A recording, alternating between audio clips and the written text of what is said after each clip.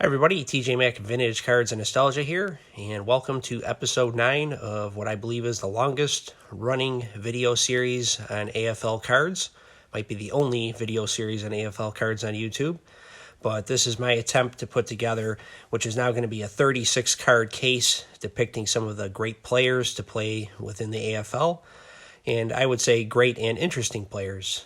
Not a lot of people, I think, know a lot about this league. And this is a chance just to give some brief history on some of the players that played in the league and share some interesting stories here and there.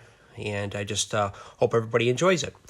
So the first video I did was on Lance Alworth, who in my view is the greatest player to play in the AFL. The next video was on Rich Tombstone Jackson and Daryl the Mad Bomber LaMonica. Episode 3 was on Billy Groman. And then the next video was on Buck Buchanan and Tobin Rote. In episode 5, we saw the dynamic duo of Art Powell and Don Maynard. And then episode 6 was Charlie Hennigan. And the first black middle linebacker in football history, Willie Lanier. In episode 7, we looked at who I consider the AFL's version of Jim Brown and Cookie Gilchrist. And then also Jim Otto. And then in the last episode, which was episode 8, we looked at really the first prominent college player to play in the AFL, and that was Billy Cannon. He went to the AFL versus the NFL, and it really gave some credibility to the league. First player we're going to look at today is Gino Cappetti, and here he is in his 1964 Topps card. And Cappetti was a kicker who also became a receiver and is the AFL's all-time leading scorer with 1,130 points. He played with the Boston Patriots in the AFL throughout his entire existence from 1960 to 1969, before retiring at the end of the 1970 season. Now, him, George Blanda, and Jim Otto are the only 3 players to never miss an AFL game. This is his third-year card from his AFL MVP season, and is my favorite of his run. He scored a record 155 points that year, with 39 field goals, 36 extra points, and 7 touchdowns as a receiver. Now you got to remember too that kicking a field goal back then was a lot more difficult than it would be today because of the field surfaces. They didn't have soccer-style kickers at that point yet. It was right around that time when that started. But he was just a straightforward kicker, which it was a difficult time kicking field goals then. So I think their contributions were weighed much heavier than maybe they would be looked at the NFL today. Now, I do love this 64 Topps card. You have the full body shot here of him hauling in a pass. And the 64 design is one that I'm fond of, with the stars surrounding the inset photo. And then you have this vibrant yellow on this particular card that I think further draws the eye in. And we'll take a look at the back of the card here now. So on the back of the card, you have this very pleasing blue, and then you also have information on the player, the previous year stats, as you can see right over here, and then there's also the lifetime stats, and then there's a cartoon above it. I just think it's an overall very nice-looking set, and it's a set that I've added quite a few cards to over the years. I don't have the complete set. I've talked about how I'm not a complete set builder or anything like that, but I do like to add the cards I like from the set. So just a little bit more about Cappetti. What's interesting is he started off as a bartender at the time he got into the AFL. He was working as a bartender in a Boston area bar, I believe. And in 1959, he was playing quarterback for a touch football team that the bar he was working for was sponsoring.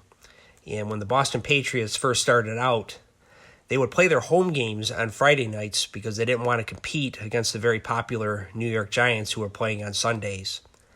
And Cappetti was offered a tryout with the Patriots. Now, he told them that he was a defensive back and a kicker, and during the tryout, he was competing against another kicker. And I learned this on an AFL series on Showtime that talked about the AFL. There was this great story about when he was at camp, he was very good friends with the Patriots quarterback, Babe Pirelli, who was the holder during the tryout. So when Pirelli would take the snap from the center, he would put pressure on the ball when the other guy was kicking, making it harder for him to make a field goal. And then when Gino was kicking the ball, Pirelli would hold it normally. So Gino was nailing all his kicks while the other guy was kicking it all over the place. So that guy got cut. Now, during his time with the AFL, Cappetti became one of the great clutch kickers in the league, and he was also a sure-handed and reliable receiver. And as a kicker and wide receiver, he led the AFL in scoring 5 times in 1961 and then from 1963 to 1966. Now, after his career was over, he was the Patriots broadcaster from 1972 to 1978, and then again from 1988 to 2011. And Cappetti became known by many as Mr. Patriot. I think he's a great all-around player, and I really would like to see him get into the Hall of Fame.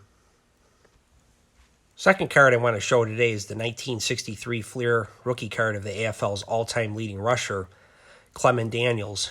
He went by the name Clem, and he played in the AFL from 1960 to 1967, and then he played 1 season with the 49ers in 1968. Now, Clem was a 2-time All-Pro, 4-time Pro Bowler, and he's on the all-time AFL first team. He finished his career with 138 yards rushing, and then 3,313 yards receiving, and he scored 54 touchdowns.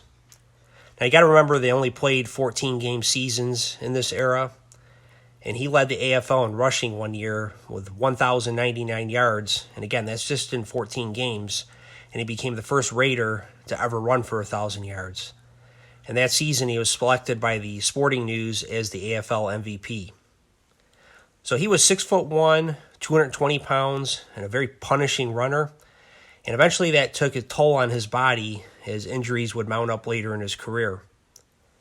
Now, what I love about him, too, is that he was also very fast, and it was said no linebacker could cover him, as he was an excellent pass-catching back who would act as another receiver in the Raiders' vertical passing game. Now, Clem also was a known civil rights activist, and he was part of a group of black players who led a boycott of the AFL All-Star Game in New Orleans in 1965 due to the rampant racism they experienced in the city. And some of the black players, along with the white players, were successful in ultimately getting the game moved to Houston. So there's a lot really to like about Clem as a person and also as a player. And I just love looking at this rookie card as well. You got the old-time black and gold of the Raiders when they first came into the league. That's very apparent on this card, and you can even see it there in the Raiders logo. And the 63 Flair set's a great set. It can be tough to get these cards centered. I don't talk about condition a lot, but just to learn a little bit about the set, it can be very tough to get these cards very well centered. But I got a very nice example of a Daniels here. And on the back here, you just got a very basic red and white design. There's no statistics other than what's mentioned in the player write-up. So I think it's a nice looking overall card, and I'm just very happy to have all these in my collection. So that's all I have for today in this episode of my AFL series. Hope everybody has a great weekend, and we'll talk again soon.